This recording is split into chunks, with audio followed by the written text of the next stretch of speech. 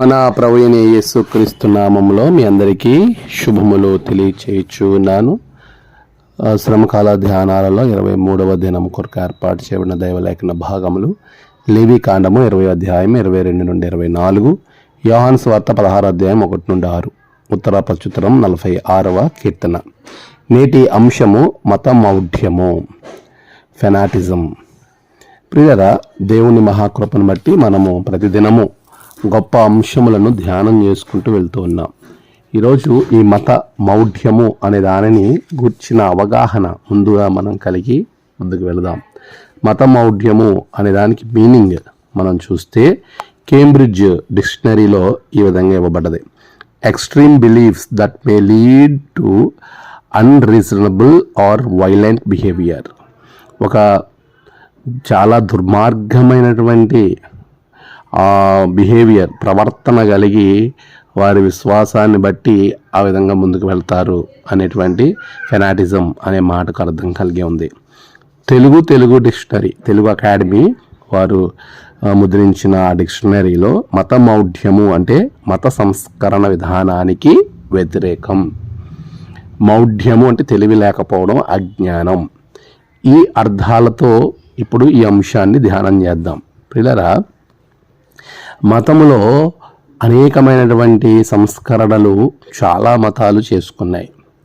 ఆ మతాల్లో ఉన్నటువంటి కట్టుబాట్లు, ఆ మతంలో ఉన్నటువంటి విధి విధానాలు ఏవైతే ఉన్నాయో అవి సరికాదు అని చెప్పి వాటిని సంస్కరించుకున్నారు. అలాంటి మతములు ఎన్నో మనము పుట్టగొడుగుల్లాగా భూమి మీద చూస్తూ వస్తూ ఉన్నాం. మతం అనేది మనిషిని మంచి వైపుకు నడిపించేదిగా ఉండాలి. మతంలో మౌఢ్యము అనేది ఉండకూడదు. అజ్ఞానం అనేది ఉంటే అది మతం కాదు. అజ్ఞానం వైపుకు నేను నడిపించేది మతము కానే కాదు.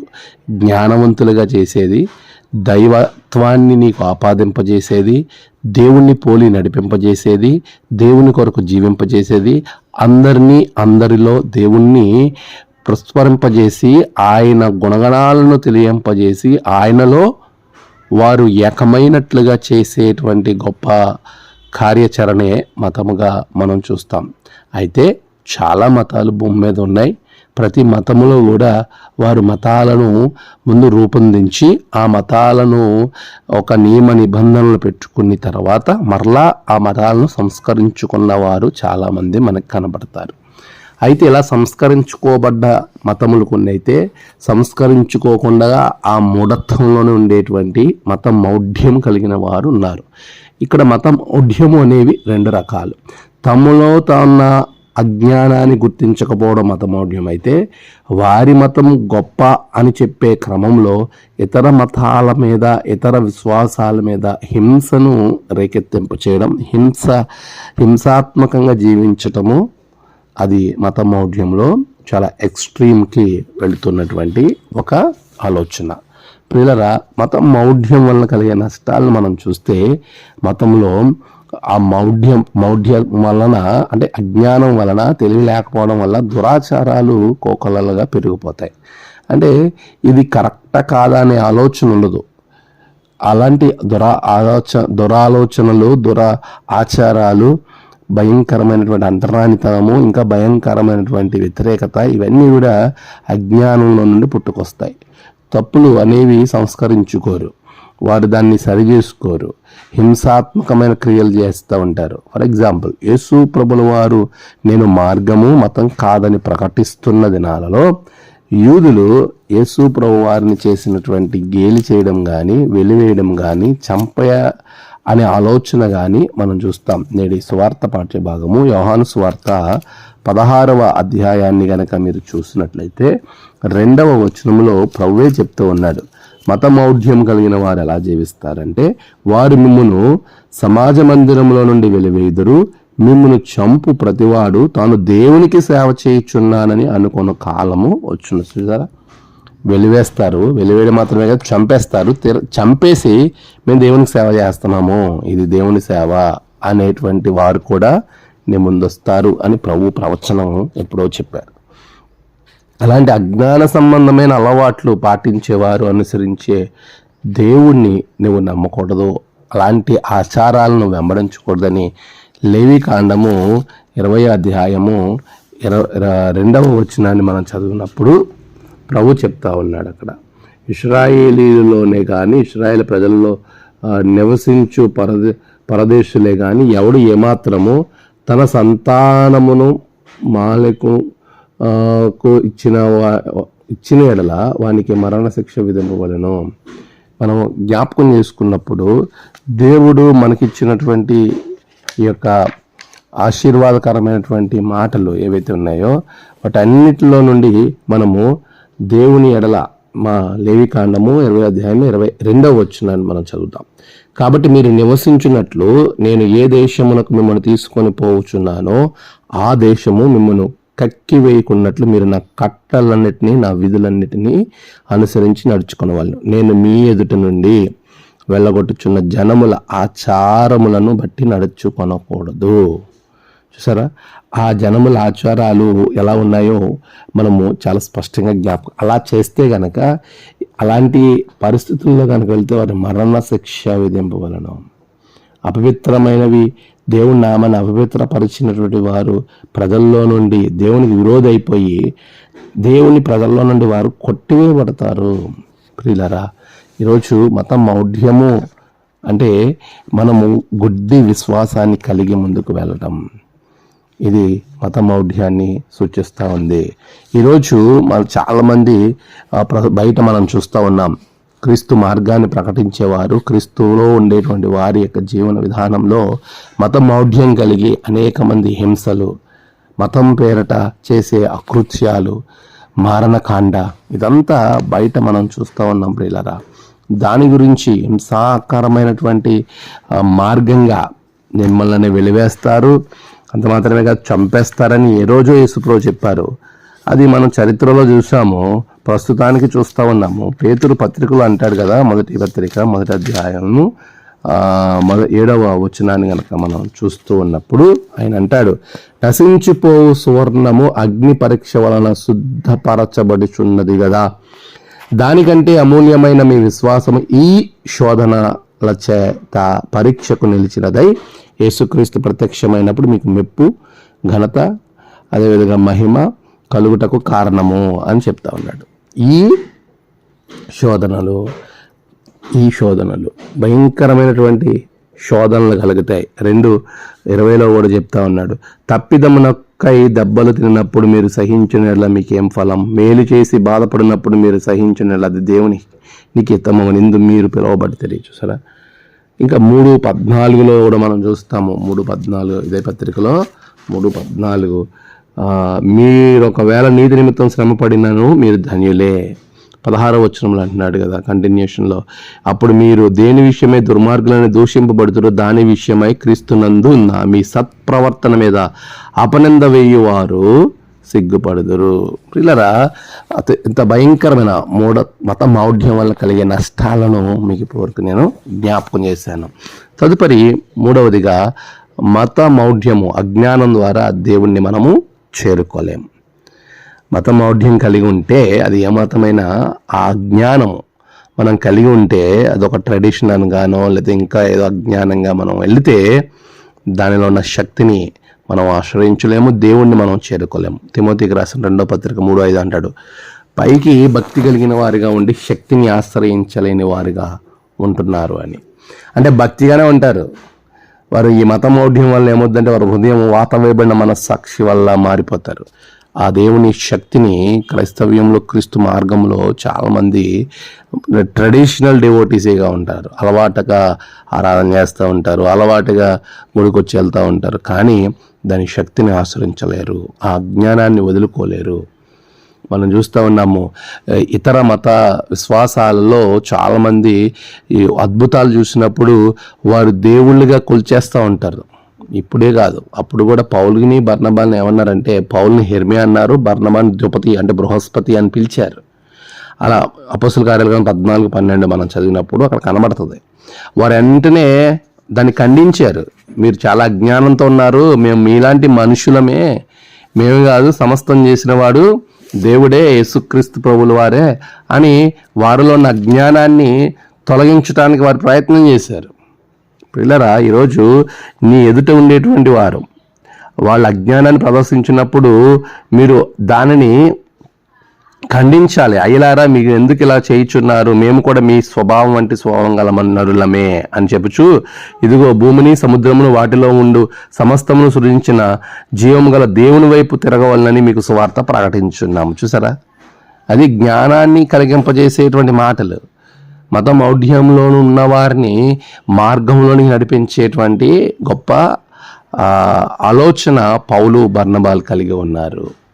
అందుకే యేసుప్రభువు వారు యోహాను 14 అంటారు, క్రైస్తవ్యం అనేది అది మతం కాదు, మార్గం. ఆ మార్గాన్ని అనుసరించి దానిలో నుండి నువ్వు వెళ్ళాలి తప్ప ఆ యొక్క మార్గాన్ని మౌఢ్యంగా నువ్వు చేయకూడదు. దాని ద్వారా ఏదో లాభం పొందుకోవాలని ఆలోచన చేయకూడదు. అపొస్తలుల కార్యాల గ్రంథం 8వ అధ్యాయము మనం చూస్తే 9వ వచనంలో మనకు ఒక మనిషి కనబడతాడు. సీమోన్ అని ఒక మనుష్యుడు లోగడ ఆ పట్టణంలో గారడి చేయొచ్చు, తాను ఎవడో ఒక గొప్పవాడిని చెప్పుకొనచ్చు సమరయ జనులను విభ్రాంతి పరుచుండెను. అలా చేస్తున్న సమయంలో అక్కడుండి అద్భుతమైనటువంటి కార్యాలు, ఆశ్చర్య కార్యాలు చేసినటువంటి పౌలును చూడండి.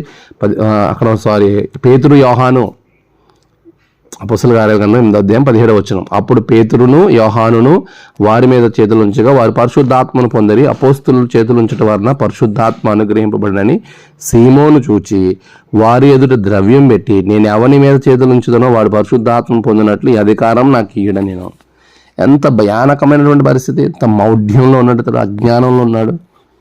పేతురు యోహానులు దేవుని సువార్తను చేస్తూ ఉంటే ఆ సువార్త దేవుని ద్వారా అప్పగింపబడిందని గ్రహించుకోకుండా మత మౌఢ్యముతో తన యొక్క అజ్ఞానంతో డబ్బులు ఇచ్చి పరిశుద్ధాత్మను కొనుక్కోవాలనుకుంటున్నాడు. ఈరోజు అలాంటి వారు చాలామంది ఉన్నారు, డబ్బులు ఇచ్చి కొనుక్కునేవారు. డబ్బులు అజ్ఞానంగా చాలా రాంగ్ వేలో వెళ్ళేటువంటి వారు అనేక మందిని మనం చుట్టూ చూస్తాం. అజ్ఞానం, అది మత మౌఢ్యం. దానివలన గారడి సీమోను ఎంతగా భయానకమైనటువంటి పరిస్థితి. ఈ అధికారం నాకు ఇవ్వడని అడిగాను. అందుకు పేతురు, నీవు ద్రవ్యమిచ్చి దేవుని వరము సంపాదించుకుందు అని తలంచుకున్నందున నీ వెండి నీతో నశించునుగాక. నీ హృదయము దేవుని ఎదుట సరి అయినది కాదు గనక ఈ కార్యమందు నీకు పాలు పంపులు లేవు. కాబట్టి నీ చెడుతనం మానుకొని మారు మనసు నుండి ప్రభువుని వేడుకొనము. చూసారా, చెడు మనస్సు కలిగినటువంటి వాడు. అందుకు సీమోన్, మీరు చెప్పిన వాటిలో ఏది నా మీదకి రాకుండా మీరే నా కొరకు ప్రభువుని వేడుకోండి అని చెప్పాను. ప్రియులారా, ఈరోజు ఆలోచన చేయండి. డబ్బుకో వరాలు అనుకోవాలనుకునేటువంటి దౌర్భాగ్యమైనటువంటి మూఢత్వంలో గారడి సీమోన్ ఉన్నాడు. పేతురు యోహాను ఇద్దరు అతన్ని ఖండించారు. ఈరోజు నీవు కూడా మత మౌఢ్యం కలిగి, నేను మా కుటుంబం మేమే ఇక్కడ అంతా, లేకపోతే నేను ఏదైనా చేయగలను, నాకు ఎంత చాకచక్యం ఉంది, నాకు అది ఉంది, నాకు ఇది ఉంది, నేను ఏదైనా చేస్తానని గారడి సీమోన్ లాగా ఉంటున్నావేమో. ఒకసారి మార్చుకో. శాస్త్రుల పరిశీలన అదే చేశారు. మత్తయి సువార్త 23వ అధ్యాయం మీరు చూస్తే వారు ఎంత మౌఢ్యంలో అజ్ఞానంలో ఉన్నారంటే, అందుకే ప్రభు అంటాడు మత్తయి సువార్త 23వ అధ్యాయం 23వ వచనం, అయ్యో వేషధారులైన శాస్త్రులారా పరిసయ్యులారా, మీరు పుదీనాలోను సోపులోను జీలకర్రలో 10వ వంతు ఇస్తారు, ధర్మశాస్త్రంలో ప్రధానమైన విషయాలను మాత్రం మీరు పాటించరు. వాటిని పాటించండి. అందులైన మార్గదర్శకులారా, దోమ లేకుండానట్లు వడియగట్టి ఒంటెను మృంగువారు మీరే అని. ఎంత భయానకమైన పని. వేషధారులైన శాస్త్రులారా పరిసయ్యులారా, మీరు గిన్నెయు పల్లెమును వెలుపట శుద్ధపరచుదురు గాని అవి లోపల దోపుతోనూ అచితేంద్రియత్వముతోనూ నిండి ఉన్నది. గుడ్డి పరిసయ్యుడా, గిన్నెయు పల్లెమును వెలుపట శుద్ధి అగునట్లుగా ముందు వాటి లోపల శుద్ధి చేయము. వేషధారులైన పరిసయ్యులారా, సొన్నం కొట్టిన సమాధులారా, అక్రమముతో నింపబడి ఉన్నవారులారా, మీరు ప్రవక్తల సమాధులను కట్టించుచు నీతిమంతులు గోరీలను శృంగారించుచు. చూసారా, మీరు ఇలాగా పై వాటిని మీరు చేస్తున్నారు, కానీ మీరు చేసేటి సర్ప సంతానమా, నరక శిక్ష నుండి మీరు ఎలా తప్పించుకుంటారు? చూసారా, ఈరోజు మనం ఆలోచించేయాలి. మౌఢ్యము, అజ్ఞానముతో వెళ్ళినటువంటి శాస్త్రుల పరిశీలన జీవితాలకి దేవుడు ఇచ్చినటువంటి కఠినమైనటువంటి మాటలు. మొదట లోపల మీరు శుభ్రం చేసుకోండి, పైనే శుభ్రం చేయడానికి మీరు ఆలోచన చేస్తారు. అందుకే దేవుణ్ణి చేరుకోలేకపోతున్నారు. గారడి సీమోను దేవుణ్ణి చేరుకోలేకపోయాడు. ఆ శాస్త్రులు పరిసయ్యులు దేవుణ్ణి చేరుకోలేకపోయారు. పౌలు బర్నబాలు అలాంటి వారిని ఖండించారు. దేవునికి వ్యతిరేకంగా అజ్ఞానంతో వెళ్ళే వారిని పౌలు బర్నబాలు ఖండించారు. ఈరోజు మత మౌఢ్యము నీలో ఉంటే తీసేసుకో. అంటే పైకి భక్తిగా ఉండి శక్తిని ఆశ్రయించినటువంటి తత్వం ఉంటే తీసేసుకో. మన జీవితాల్లో దేవునికి సమీపంగా ఉండాలి. మతమౌఢ్యం కలిగి ఉంటే కనుక మన మీదకి దేవుని యొక్క శిక్ష వస్తుందని మత్తయి 23:35 ప్రభు చెప్తా ఉన్నాడు. అక్కడ నీతిమంతుడైన హేబేలు రక్తం మొదలుకొని బలిపీఠమునకును దేవాలయమునకు మధ్య మీరు చంపిన బరకియా కుమారుడు జకర్యా రక్తం వరకు భూమి మీద చిందింపబడిన నీతిమంతుల రక్తమంతయు మీ మీదకు వచ్చు. చూసారా, మత మౌఢ్యం ద్వారా కలిగేటువంటి శిక్ష, నీతిమంతుల రక్తం వస్తుంది. మనము నీతిమంతుల విషయంలో బహు జాగ్రత్తగా ఉండాలి. మానవుని తోటి సహోదరుని విషయంలో చాలా జాగ్రత్తగా ఉండాలి. మౌఢ్యాన్ని కలిగి మతం పేరుతో భయానకమైనటువంటి పరిస్థితుల్లో సృష్టింపబడుతున్న ఈ దినాలలో మనము నీతి నిమిత్తము, క్రీస్తు నిమిత్తము, క్రీస్తు మార్గం నిమిత్తము నిలబడే వారంగా ఉండాలి. అలా నిలబడి మనం ముందుకు వెళ్ళినప్పుడు ప్రభు ఆ యొక్క గొప్ప విధ్వంసంలో నుండి మనలను బయటకు తీసుకుని వస్తాడు. పౌలు బర్నబాలు చేసింది అదే. పౌలు బర్నబాలు ఎంతగా ప్రభు కొరకు వారు పనిచేశారు అనే విషయాన్ని మనం అక్కడ జ్ఞాపకం చేసుకోవచ్చు. వారు విగ్రహారాధనలో నిలబడిపోతూ ఉన్నప్పుడు, వీరిని దేవుళ్ళుగా చేస్తూ ఉన్నప్పుడు వారందరినీ కన్విన్స్ చేయడానికి చాలా ప్రయాసపడ్డారు. చూడండి, వారు ఎలాగూ చెప్పి, అపోస్తుల కార్యాల గ్రంథం 14:18 చూడండి, వారు ఎలాగూ చెప్పి తమకు బలి అర్పింపకుండా సమూహములను ఆపుట బహు ప్రయాసపడను. నువ్వు అలా ప్రయాసపడాలి. సువార్త ప్రకటించడం అని అంటే, అజ్ఞానాన్ని తొలగించడం అని అంటే మామూలు విషయం కాదు. ప్రయాసపడాలి. ఎవరైనా వచ్చి నువ్వు చేసే కార్యాలను బట్టి నిన్ను పొగుడుతావంటే పొగిడించుకుని దేవుని నామాన్ని పక్కన పెట్టడం కాదు, ప్రభు నామము మహింపరచబడాలి. ఇక్కడ అదే చేశారు వీళ్ళు. మీరు ఈ వ్యర్థమైన వాటిని విడిచిపెట్టి ఆకాశమును, భూమిని, సముద్రమును, వాటిలో నుండి సమస్తము సృష్టించిన జీవము గల దేవుని వైపు తిరగవలనని మీకు సువార్త ప్రకటించుచున్నాను అని చెప్తా ఉన్నారు. అలా అందుకే మేము సువార్త ప్రకటిస్తున్నాము. ఆయన గతకాలంలో సమస్త జనులను తమ తమ మార్గముల యందు నడవనిచ్చెను అని చెప్తూ ఉన్నాడు. మీరు దేవునిలో ఉండండి, ప్రభువులో నడుచుకోండి. మమ్మల్ని మీరు సన్మానించడం, మమ్మల్ని దేవుని యొక్క స్థానం ఇవ్వడం సరికాదు అని ప్రయాసపడి వారిలోని అజ్ఞానాన్ని తొలగించి దేవుని వైపుకు వారిని నడిపించిన విధానాన్ని మనం చూస్తూ ఉన్నాం. ప్రియులారా, ఆ విధమైనటువంటి మత మౌఢ్యాన్ని నీ సంఘంలో, నీ సమాజంలో, నీ చుట్టూ ఉన్న వారి దగ్గర ఆ మత మౌఢ్యాన్ని తొలగించి దేవుని వైపుకు నడిపించాలి. దేవుని వైపుకు నడిపించాలి. ఎందుకంటే అలా చేసే క్రమంలో నువ్వు ఎన్నో శ్రమలు అనుభవిస్తావు, ఎన్నో కష్టాలు నీకు కలుగుతాయి. కీర్తన 46లో కూడా చెప్తున్నటువంటి మాట కోరహ కుమారులు చెప్తా ఉన్నారు. ఇక్కడ మనం చూస్తూ ఉంటే, నీకు ఎలాంటి పరిస్థితి కలిగినా కూడా, భూమి మార్పు నొందినను, నడి సముద్రములలో పర్వతము మునిగినను, వాటి జలముల ఘోషించుచు నొరగ కట్టినను, ఆ పొంగునకు పర్వతములు కదిలను, మనం భయపడం. అంటే ఎలాంటి సమస్య వచ్చినా, మత మౌఢ్యం వలన నీ చుట్టూ ఉన్నవారు, అదే నీ సంఘంలో కావచ్చు, సమాజంలో కావచ్చు, క్రైస్తవేతరులు అయితే మత వారిలో నుండి కావచ్చు, ఏదైనా ఆ మత అజ్ఞానం వలన నీకు కలిగేటువంటి నష్టం ఎలాంటిదైనా నీవు భయపడిన అవసరం లేదు, భయపడకూడదు కూడా. కోరహ కుమారులు అదే చెప్తా ఉన్నారు. ఎందుకంటే 46వ కీర్తన మొదటి వచనం, దేవుడు మనకు ఆశ్రయము దుర్గమునై ఉన్నాడు, ఆపత్కాలంలో ఆయన నమ్ముకోదగినటువంటి సహాయకుడు. అటువంటి గొప్ప దేవుణ్ణి నువ్వు కలిగి ఉన్నావు. ఆయనలో ముందుకు వెళ్ళు. మత మౌఢ్యము కలిగి, ఇదిగో నువ్వు చేసిన కార్యం అతి భయానకమైంది, నువ్వు ఎక్స్ప్లెనేషన్ ఇవ్వాలి, నువ్వు సంజాయిషి చెప్పుకోవాలని పోపు ఒక చట్టము, ఒక పత్రిక రిలీజ్ చేసినప్పుడు అందరూ చూస్తుండగా దాన్ని కాల్ చేసిన మహనీయుడు మార్టిన్ లూథర్.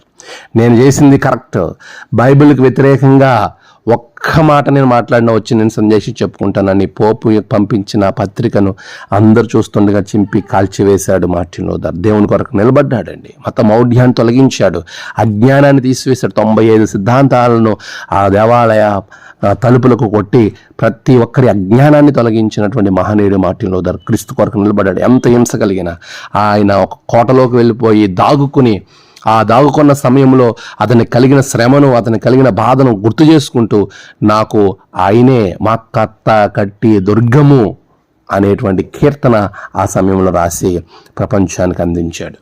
ఈరోజు మనం ఆలోచన చేయాలి ప్రియులారా. నీవు, నేను, మనమందరం కూడా మత మౌఢ్యాన్ని నీ సంఘములో ఉన్న, నీ కుటుంబంలో ఉన్న, నీ చుట్టూ ఉన్న, అంటే అజ్ఞానాన్ని, దేవుణ్ణి అర్థం చేసుకునే జ్ఞానం లేకుండా ఉండేటువంటి వారిని నీ చుట్టూ ఉంటే వారిని సరిచేయాలి. దానికి దేవుడు నీకు సహాయము. మార్టిన్ లూథర్ అలా చేశారు. ఈరోజు అలాంటి గొప్ప దేవుని యొక్క సేవకునిగా, దేవుని యొక్క ఆయుధంగా ప్రభు నిన్ను దీవించునుగాక. ఆమేన్. ప్రార్థన. సర్వోన్నతుడానికి వందనాలు. మత మౌఢ్యాన్ని తీసివేయండి. ప్రతి ఒక్కరిలో నీలో విశ్వాసాన్ని కలిగింపజేసి ప్రభువా క్రీస్తు అనేది ఒక మార్గమని తెలుసుకొని నీ గొప్ప ఆశీర్వాదాలు పొందే ధన్యత దయచేయమని యేసు నామమున ప్రార్థించి వేడుకొంచున్నాం తండ్రి. ఆమేన్. తండ్రి, కుమార, పరిశుద్ధాత్మ త్రియేక దేవుని దీవెన మీకు తోడుగా ఉండి నడిపించును గాక. ఆమేన్.